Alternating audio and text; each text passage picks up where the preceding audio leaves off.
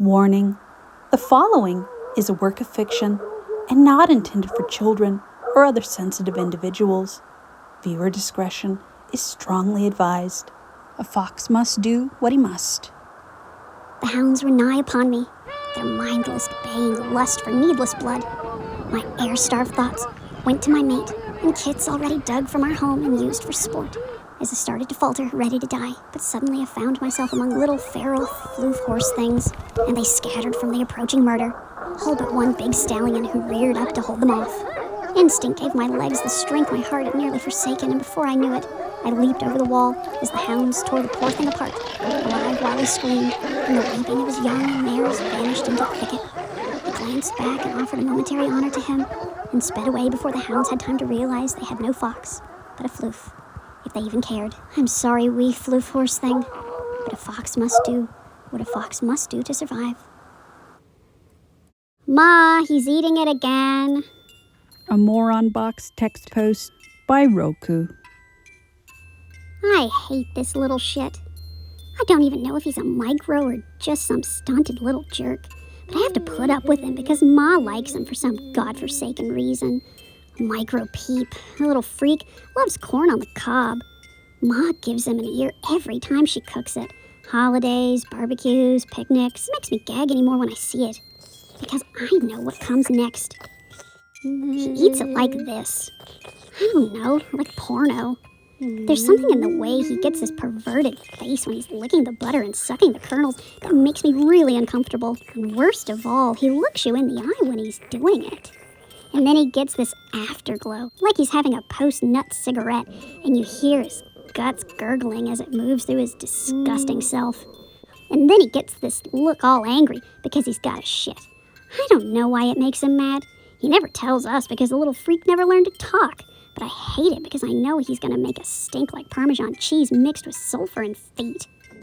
After he does it, I stupidly hope each and every damn time that he won't do it. But he does. He turns around with this idiotic look of discovery like a pirate just found treasure. And he re-eats the corn.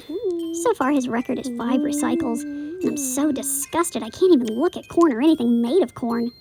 I've lost 15 pounds over summer. It's like a freaking diet drug. Ma, please get your damn Fluffy out of the shit. He's doing it again. Villain to Derp: The Origin of Micropeep. A moronbox text post by Roku. You are a healthy, chirpy stallion, born to a kind, generous mother, named Chimera Brindle Pantone Seafoam Lilac -4. The pinnacle of achievement at the university lab that had been given a grant to perfect multicolor fluffies for high-end marketing. Small litters are the norm among the chimerae, the term for animals and bio-toys that display colors of 2 fluffies whose cells mingled in the womb, creating patterns of color. This litter wasn't quite what was expected, but Professor Brentwood put them in the enhanced full upbringing program anyway. They were nurtured and trained entirely through positive reinforcement, never more than a frown to correct them. And these improved next-generation fluffies flourished. Ravishingly beautiful Pegasus sister became Tanzanite and went on to become the supermodel fluffy for a famous gym company that sourced the finest diamonds for morally questionable operations. Dookie, a homely, Roman-nosed, unfortunately colored brother, had a personality and a way with words, and a humble wisdom that made him the kind of mentor and savior of the hearts and hopes of young patients in a children's hospital in St. Louis, where even parents sought him out for the good word when even the hospital chaplain wasn't enough comfort, and his hugs were legendary. And then there's you, XYY-Q-1, a runt, stunted even more than a runt. But there's something there to be observed as a curiosity rather than euthanized. They call it variant smarty syndrome. Mute, you couldn't even chirp. And you knew before your eyes opened they were idiots. Maybe it was because you couldn't make a sound, much less talk, that you recognized with intense clarity that the mind-numbing TV and few blocks, the overly sweet voices of trainers, were as sweetly revolting as the canned spaghetti you refused to eat, unlike your perfect sister and lovable brother. You made a few escape attempts. While still tiny, you slipped through the gate and landed in a large Venus flytrap once, and one time you ate a cannabis gummy from a grad student's purse and found yourself humping a kiwi fruit in the professor's lounge and hadn't made it out into the real world yet. And then one night, everything fell into place. The floor grate into the pharmacy was loose, and you gave a mighty stomp. You weren't supposed to fall. You weren't supposed to land among vials and beakers and discarded needles. And you weren't supposed to black out in what seemed like forever sleep. And a voice said, "Shit, he landed in the milk bag lobotomy needles." Lights came on again, looking up at dazzling bright spheres. Many of them, as you felt, you had no head words for the sense of dislocation, of not being, yet being in different places at once and being more than one Fluffy. Magical blackbirds against the brightness. It smelled like the incinerator. The door was open, and the birds carried you away like a dandelion puff on the wind.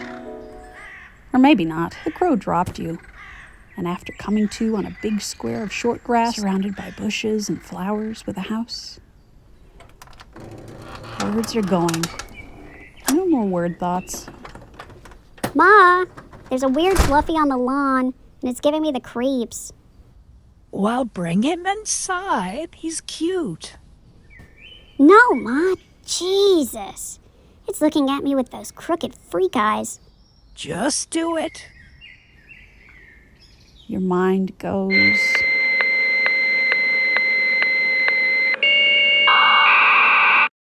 The Fluffy family finally get to enter the new playroom, and what a paradise it is.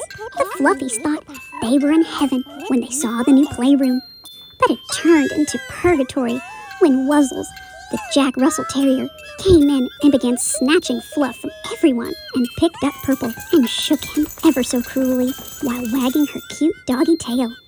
The jubilant dog leapt high into the air and smacked Purple down with bone-crushing strength while everyone ran away but Green, who knew he had to do something fast. The unskilled, yet talentless baby, full of turds and desperation, slipped in some urine and fell against the on tab of the vacuum cleaner.